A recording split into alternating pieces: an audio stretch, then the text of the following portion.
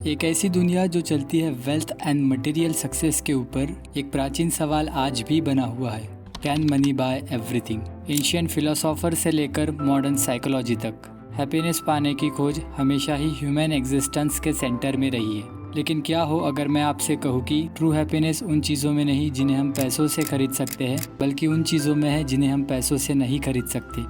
हाय, मैं हूँ Shidil and welcome to let's rice.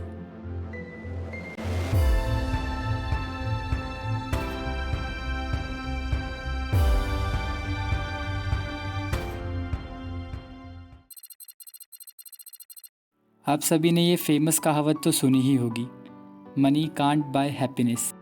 लेकिन क्या ये बात 100% ट्रू है? आइए देखते हैं हम इसे फिलॉसफी की नज़रिए से। So let's get started. सबसे पहले हम इस चीज़ को स्पष्ट कर देते हैं कि एवरीथिंग से हमारा क्या मतलब है। क्या हम घर, गाड़ियाँ, गैजेट जैसी टेंजिबल चीज़ों की बात कर रहे हैं, या फिर हम और गहरे जैसे कि लव, हैप्पीनेस एंड फुलफिलमेंट जैसी चीज़ों की बात कर रहे हैं? फिलोसोफर इस टॉपिक पर काफ़ी सेंचुरीज से डिबेट करते आए हैं, so let's break it down.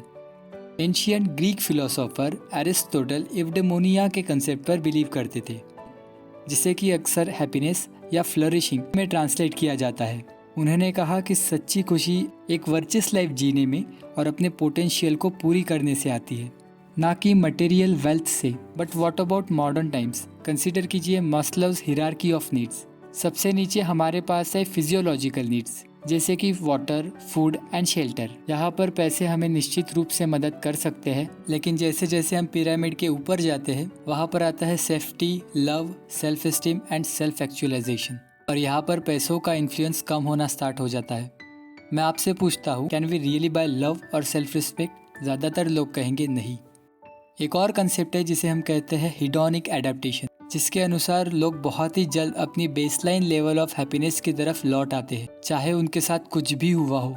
भले ही आपने कोई लॉटरी जीती हो या फिर आपने कोई नई कार खरीदी हो, आप कुछ समय के लिए तो बेहद खुश हो सकते हैं, लेकिन आपकी जो प्रीवियस लेवल ऑफ हैप्पीनेस है, आप उस पर ही लौट आओगे। और ये विचार हमें ये सजेस्ट करता है कि हमारी ओवरऑल हैप्पीनेस पर पैसों का इन्फ्लुएंस काफ़ी लिमिटेड और टेम्पररी है।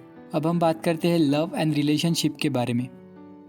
अब आप बताओ कि हम पैसों से लव को खरीद सकते हैं? खैर, आप पैसों के सहारे लोगों को अपनी तरफ अट्रैक्ट तो कर सकते हैं, लेकिन सच्चे relationship trust, respect and emotional connection के ऊपर बनाए जाते हैं, जिसे कि हम पैसों से नहीं खरीद सकते।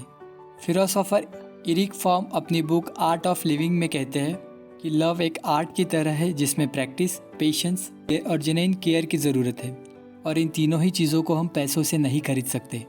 लेकिन यहाँ पर एक ट्विस्ट है कि हम पैसों से एक्सपीरियंस और अपॉर्चुनिटीज़ को खरीद सकते हैं, और ये चीज़ हमें हैप्पीनेस और पर्सनल ग्रोथ की राह पर ले जा सकती है। ट्रैवल, एजुकेशन एंड टाइम, ये चीज़ हमारे जीवन को समृद्ध करते हैं, और ये हमें दूसरों और खुद के साथ गहराई से जोड़ सकते हैं। तो जो कि हम पैसों से डायरेक्टली हैप्पीनेस को तो नहीं खरीद सकते, लेकिन हम उन एक्सपीरियंस को ज़रूर खरीद सकते हैं जो कि हमारे फुलफिलिंग लाइफ में काफ़ी कंट्रीब्यूट कर सकते हैं। फिर से वही सवाल, क्या हम पैसों से सब कुछ खरीद सकते हैं? फिलोसॉफिकल सहमति तो ना कहती है।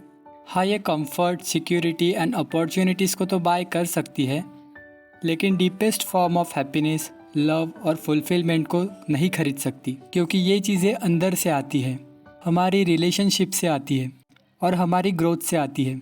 तो आप क्या सोचते हैं, कैन मनी बाय एवरीथिंग? अगर आपको ये वीडियो पसंद आया हो तो आप लेट्स राइस को सब्सक्राइब कर सकते हैं ऐसे ही अमेजिंग कंटेंट के लिए। Thanks for watching.